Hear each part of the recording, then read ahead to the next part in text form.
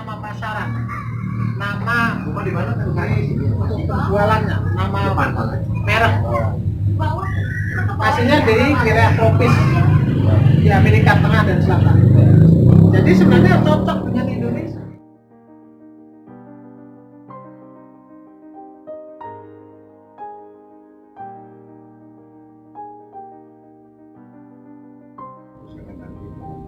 Bertemu lagi nanti setelah kerja. Jadi begitu banyak persoalan yang perlu kita hadapi. Yang pertama orang yang belum kerja ya, nganggur, ditambah lagi dengan dampak COVID ya, kondisi COVID sekarang, tambah lagi yang PHK, belum yang dirumahkan, tambah persoalan tambah lagi belum lulusan yang baru. Dengan kondisi saat ini perusahaan tidak bisa banyak memberikan informasi dan bisa menempatkan secara keseluruhan mereka yang belum mendapatkan pekerjaan khususnya di masyarakat Kabupaten Bogor. Oleh karena itu pemerintah Kabupaten Bogor melalui Dinas Tenaga Kerja mencoba mereka yang tidak bisa bersaing untuk memenuhi ini bawa ya. Yang hari ini bawa nanti tolong difotokan ke ketua. Nanti saya mau fotokopi. Yang belum bawa apakah besok ya? Besok. Tapi wayana wajib itu nanti wajib ditemukan dulu. Ya, terima kasih.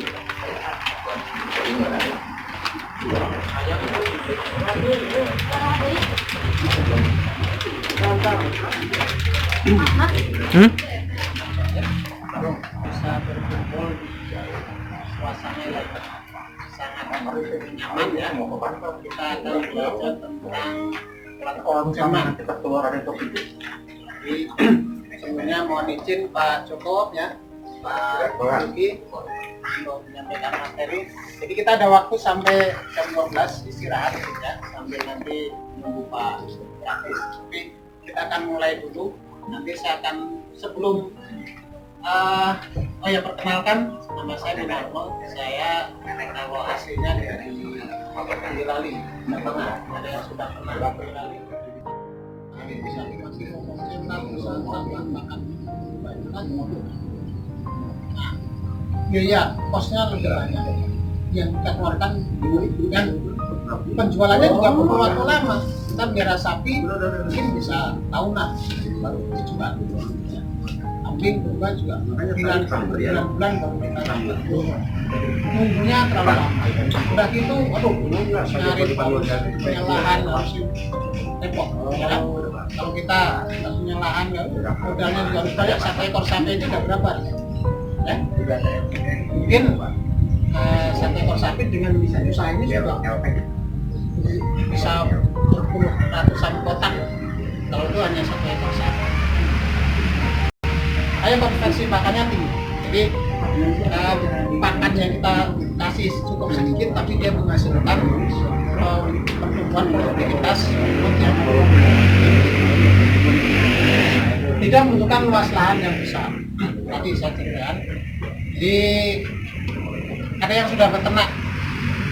Nah siapa namanya? Rumahnya luas berapa? Rumah kali 2 warnanya.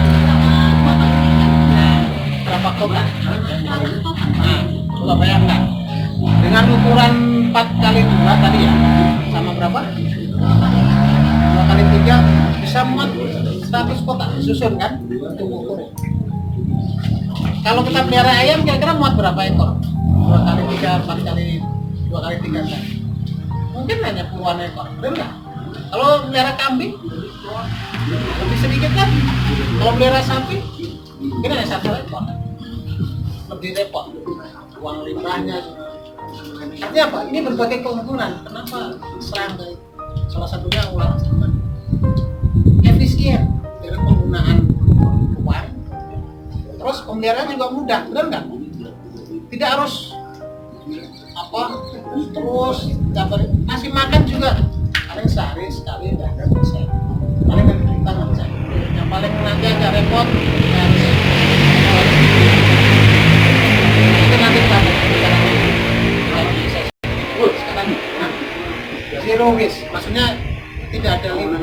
Maksudnya gini, bukan tidak ada limbah, tapi limbahnya itu tidak mengganggu dan bisa kita kelola sendiri, ya. Terpakai. Banyak kotorannya dipakai dalam tadi tidak diolah. Nanti aja. Limbah kotoran ulat ini kalau di kita di kampus kita sudah menciptakan pakan konsentrat sapi itu yang bahan sebagiannya itu dari kotoran ulat jerman atau ulat jerman. Kotorannya itu yang bentuknya bulat-bulat ya, kering ya, itu pertama bisa untuk makan ternak lain. Caranya apa? Campur dengan bahannya. Jadi 50% kotoran ulat jerman atau ulat Hongkong ditambah dengan molasses, ditambah dengan bumbu kelapa, bumbu kedelai, bahan-bahan yang lain diaduk jadi konsentrat, bisa untuk makan. Terus sapinya gimana? Sehat, bagus, nggak ada masalah. Kita udah buktikan itu. Untuk domba itu juga hasil penelitiannya pertumbuhan bobot badan darinya bagus, sapi juga bagus. Nah, artinya apa? Tidak ada yang nggak pakai. Nah, kalau tidak kita gunakan untuk pakan, ini bisa untuk pupuk. Tinggal difermentasi, ya, campur E4 tapi yang untuk pupuk ya, campur dengan air, terus itu dicampurkan ke kotoran ini, tutup aja, kita biarkan, itu nanti akan menjadi, dan itu luar biasa kualitas komposnya. Jadi kita di kampus itu sudah coba berbagai hasil apa, ada yang bisa pakai pakan, ada yang bisa untuk pupuk.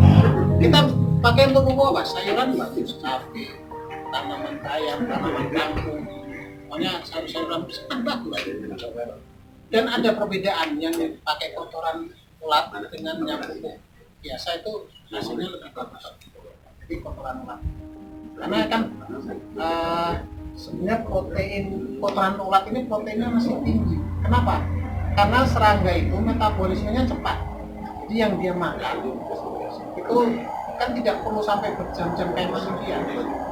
Kalau manusia kan makan 2 jam, 3 jam baru diproses, makanya lama. Kalau serangga ini karena metabolismenya pendek, begitu dimakan, kalau dia sudah makan lagi keluar itu. Sudah kita analisa, kotorannya itu proteinnya masih 13%, makanya tadi masih bisa untuk pakan ternak yang lain. Nah, artinya kalau misalnya sudah protein, kalau kemudian kita fermentasi menjadi pupuk, berarti pupuknya pasti akan bagus. Itu sudah kita coba. Jadi tinggal kotoran itu kan kering. Teman-teman jadi tempat yang khusus untuk pupuk yang cair itu campurkan air lagi banyak, itu dibasahi, campur aja diaduk sampai lembab, kayak tapi jangan terlalu basah, kayak bikin apa ya, ya kalau mau bikin bakwan tapi jangan terlalu lemak juga, pokoknya yang penting basah, lembab itu udah tutup pakai plastik rapat ya. Itu akan menjadi biasa. Jadi pupuknya lembut, bagus. Bahkan kalau yang pernah kita lakukan difermentasi cukup dengan E4, kan E4 itu ada 2 jenis ya, yang untuk pupuk sama E4 yang untuk pakan. Ada 2 jenis, botolnya beda. Yang untuk pupuk warnanya kuning, tapi yang untuk pakan itu warnanya coklat. Nah, kita pernah fermentasikan yang untuk pakan, jadi ditambah molasses itu gula tetes yang warna dari hitam, tambah molasses, tambah E4, campur, fermentasi dalam tong. Nah, itu dalam waktu 10 hari itu udah seperti ampas tahu, baunya juga enak. Itu bisa untuk kasih pakan sapi. bisa teknik sama semua. Saya nggak tahu kalau ke unggas apakah bisa, tapi yang jelas kalau untuk ternak ruminansia itu bisa ke domba, ke sapi itu sudah bisa. Jadi difermentasi lagi kotoran ulat tadi, campur molasses, campur kalau harus anaerob itu tanpa udara, jadi harus tertutup rapat, biarkan selama 10 hari, setelah 10 hari kemudian angkat. Itu sudah berubah jadi kayak ampas tahu. Baunya juga bukan bau busuk, tapi bau enak, wangi, molasses, bau kayak gitu lah. Ya bau fermentasi, kayak mau bikin tape tau. Nah fermentasi tape kan itu bisa untuk makan sapi, bisa untuk makan domba. Artinya apa? Saya bilang semua terpakai dari produk dengan kotoran. Kotorannya aja itu kalau teman-teman rajin tadi bikin pupuk, bikin mesin bisa dijual. Selain produk utamanya ulat. Kalau jelas ulat sudah pasti. Selain dijual langsung untuk pakan tadi hewan-hewan eksotik, peliharaan, bisa juga untuk pangan manusia. Nah, tuh keunggulannya. Kenapa harus serangga? Jadi saya ingin teman-teman punya pemikiran bahwa tadi untuk ke depan kita harus berpikir itu bahwa serangga ini memang salah satu potensi nanti pembunuhan tangan manusia. Itu saja. Jadi makanya harus semangat. Jadi dulu orang ketika memikirkan ternak sapi, ayam, domba atau yang lain itu karena ini ke depan tuh manusia perlu. Gitu. Ya, karena ke depan tuh manusia perlu pemenuhan ini seiring dengan pertambahan penduduk tadi. Dan sekarang terbukti mulai di Indonesia dan serangga sudah tahun 90-an orang nggak akan ada yang memikirkan ternak jangkrik, ternak ulat, nggak ada, belum ada dulu karena nggak ada kepikiran. Nah, mulai tahun 2000-an inilah mulai ada. Ini apa? Karena kebutuhan manusia, karena ada tuntutan kebutuhan manusia tadi. Tahun 90-an, 80-an belum ada pikiran itu ternak jangkrik, ternak apa, kita serangga nggak ada, dibiarkan aja ya. Nah memang ya bukan saya belum waktu mulai, tapi mulai 2000-an kan seiring dengan mulai banyaknya komunitas-komunitas pencinta hobi, mulai burung, reptil, ikan, ini semua merupakan ikan hias, ikan arwana, ikan-ikan yang lain. Pernah reptil banyak di Indonesia, komunitasnya ada sudah ratusan komunitasnya. Nah ini ya, itulah. Nah ini perlu, mereka perlu pemenuhan ini, salah satunya ulat Jerman. Belum nanti kalau ke industri untuk pangan. Tadi dicontohkan sudah ada teman untuk bisa jadi minyak. Nah, minyak goreng. Dan ingat ya, manusia ke depan itu berpikirnya begini, bukan lagi hidup untuk makan, tapi makan untuk hidup. Beda ya, filosofinya beda. Kalau hidup untuk makan, artinya kita hidup ya yang penting makan apa saja, nggak peduli ini makan ini sehat, makan ini berbahaya bagi kita, enggak. Itu dulu seperti itu, mungkin tahun 40-an orang berpikir kita bisa makan aja lah, mau ini sehat bagi kita, mau bahaya kolesterol itu enggak begitu. Tapi di era sekarang orang sudah berpikir bahwa makan untuk hidup. Artinya apa? Yang kita makan itu harus sekarang yang memang bagus untuk tubuh kita, untuk sehat untuk tubuh kita, supaya kita bisa tetap hidup gitu. Nah, makanya sekarang apa? Mulai minyak saja itu kalau ke swalayan ada minyak yang paling murah dari mulai harga sekilo 12.000 sampai yang sekilo harganya 90.000 ada. Ini kan artinya apa? Manusia itu perlu memang mulai tadi tuntutan kebutuhan. Saya mau minyak yang mahal ini karena ini bagus untuk tubuh, tidak bahaya untuk tubuh. Nah, termasuk minyak ulat Hongkong tadi, mungkin ulat Jerman ini. Walaupun mungkin mahal, orang kan beli. Saya belanja ngantar istri ke Giant, di situ saya lihat minyak itu dari harga 12.000 per liter sampai ada yang 98.000 per liter. Coba bayangkan. Saya berpikir, apakah ada orang yang beli? Saya lihat yang 98 itu minyak apa sih? Ternyata ada minyak, tapi itu bukan apa itu yang putih itu robak. Minyak robak sebenarnya saya nggak tahu minyak robak ini mahal banget. Tapi di situ ada keunggulan ini. Jadi kalau pakai minyak itu yang punya jantung, punya kolesterol itu aman. Nah, orang-orang itu pakai. Nah, minyak dari hewan ini rata-rata lebih aman daripada yang nakal. Jadi kalau ke depan itu tadi minyak, belum juga nanti kebutuhan apa? Fungsi bisa untuk kosmetik.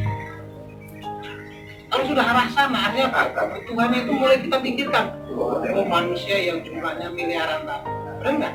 Jangan berpikir Dramaga, jangan berpikir Bogor hanya atau Jawa Barat atau Indonesia, tapi berpikirnya dunia. Di dunia itu sudah banyak ilmuwan yang ingin mempelajari insek serangga. Kita sebelum COVID kemarin sebenarnya sudah merintis kerjasama dengan orang dari Amerika. Ya. Ingin apa dia? Ingin dia belajar ini ulat serman, ulat longkong dan jangkrik. Karena mereka tertarik, mereka biasanya kalau feelingnya itu tajam. Oh iya, ke depan itu bahwa serangga itu akan menjadi alternatif. Dan itu sudah terbukti. Dan sekarang serangga yang jadi tren apa? Selain ulat serman, ulat longkong, maggot. Ada yang tahu maggot? Jackson butterfly. TSM itu juga sekarang lagi ngetren. Itu sebagai pembunuhan untuk manusia juga makan. Artinya apa? Ke depan ya, bahwa kita apakah nanti masih hidup atau tidak usah pikirkan, bahwa yang penting kita sekarang mengusahakan ini paling tidak untuk memenuhi kebutuhan kita sendiri, tapi bahwa ini adalah nanti ke depan potensi ekonomi bisa ya anak-anak kita, keturunan generasi berikutnya nanti yang akan kemudian meneruskan. Jadi berpikirnya harus ke arah sana. Itu jadi harus visioner, harus berdepan. Walaupun ya, kita perlu untuk sekarang, tapi kita juga harus mengatakan bahwa ya ini bahwa ini depan itu akan sangat positif, sangat potensi ekonomi yang luar biasa. Dan itu sudah terbukti kalau sekarang seiring perubahan gaya hidup manusia tadi. Dan nanti tahun 2030 makin banyak lagi kebutuhannya. Sudah masuk industri, kalau sudah masuk industri, ya kebutuhannya pasti tinggi. Cacing. Ya. Sekarang cacing itu kebutuhannya tinggi apa? Karena untuk bisa untuk ya kan? Nah, itu contohnya dulu nggak ada yang kepikiran seperti itu, benar nggak? Tapi seiring perkembangan waktu teknologi, cacing bisa dimanfaatkan. Kalau sudah masuk industri, berarti perlu pembunuhan yang kontinu, enggak? Suplai yang kontinu. Artinya dibutuhkan para peternak-peternak yang akan menghasilkan produk. Jadi kalau mau disiapkan berapa? Kalau misalkan peternak sedikit, ya nanti ujungnya apa? Nah, yang terjadi apa? Kita akan impor, itu yang terjadi. Nah, kenapa kita harus impor kalau memang kita bisa berdiri? Itu yang terjadi di kita sekarang.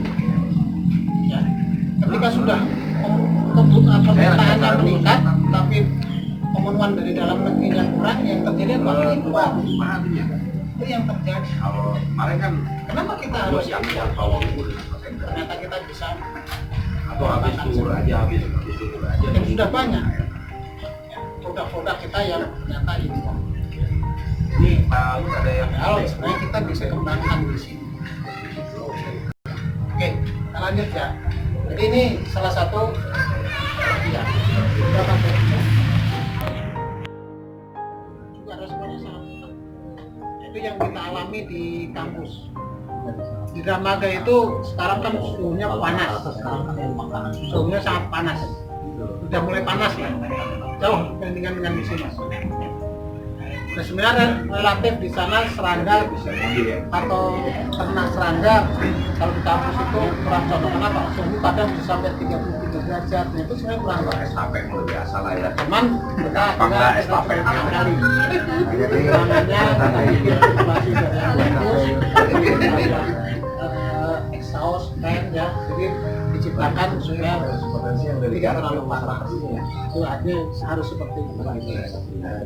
Jadi tergantung, ini bisa aja lebih dari ini umurnya, atau bisa juga kurang dari, tergantung bagaimana pakannya, tergantung bagaimana. Jadi bikinnya berapa hari teh? Ini juga 1 hari. ketika pupa bisa aja lebih dari 6 hari. Singkong. Ini rata, Jadi kalau di simpan 1 hari. Indonesia rata-rata Kasih ragi. Jadi ini tuh sebenarnya di angka 7 sampai 10 ya 10 sampai 15 hari lah kalau di Indonesia pupa itu. Paling cepat 7 hari dia sudah menjadi pupa. Tapi bisa juga lebih, tergantung kondisi lingkungan. Sekali lagi serangga paling sensitif terhadap hewannya kecil, karena juga hewan kecil ya, itu pasti akan pengaruhnya cepat. Kalau ada yang terlalu panas, dulu daerah sini dia langsung berapa responnya, kelompok? Lupa saya. ya kalau dia bertahan dia akan hidup, kalau enggak mati. Kalau dingin juga gitu, kalau dia bisa bertahan dia akan tetap hidup, kalau enggak ya mati. Itu responnya sangat cepat. Hitungannya bisa dalam hitungan jam, bisa hitungan harian. Tapi kalau binatang yang besar, itu responnya lama dan bahkan bisa lebih. Kemungkinan bisa bertahannya akan lebih besar. Hewan besar ya, seperti sapi. Tapi kalau serangga itu relatif sangat sensitif. Makanya kenapa ketika kita pelihara itu kondisinya itu lingkungan tuh usahakan tetap stabil terus seperti ini, karena dia kalau berubah itu yang berpengaruh selama ini saya pikir bisa dibaca nanti ya karakteristik dari, kalau ini kan sifat-sifat aja ya, warnanya, ukurannya, panjangnya. Nah, jadi ini yang pertama bahwa dia mempunyai lapisan kitin ya, dari kulitnya ini, yang luarnya ini kitin keras. Nah ini yang kitin itu sebenarnya bisa dimanfaatkan juga untuk industri ya, bisa jadi obat. Contohnya misalnya gini, kitin ini kalau kita analisis di laboratorium, kita degradasi, kita turunkan lagi analisanya, dari kitin itu menjadi kitosan. Nah kitosan nanti kita turunkan lagi, nah, itu bisa diambil alatnya apa? Itu bikin tape. itu yang untuk Itu persendian, suplemen untuk persendian. Nama pasaran, nama untuk penjualannya, nama merek. Aslinya dari wilayah tropis di Amerika Tengah dan Selatan. Jadi sebenarnya cocok dengan Indonesia. Karena Amerika yang bagian selatan sana itu kan Amerika yang suhunya bukan subtropis tapi tropis. Jadi panas juga sama kayak kita. Jadi cocok sebenarnya di Indonesia. Makanya sudah mendukung iklim Indonesia. Nokturnal aktivitasnya di malam hari. Ya kalau tumbang biasanya kawin segala macam.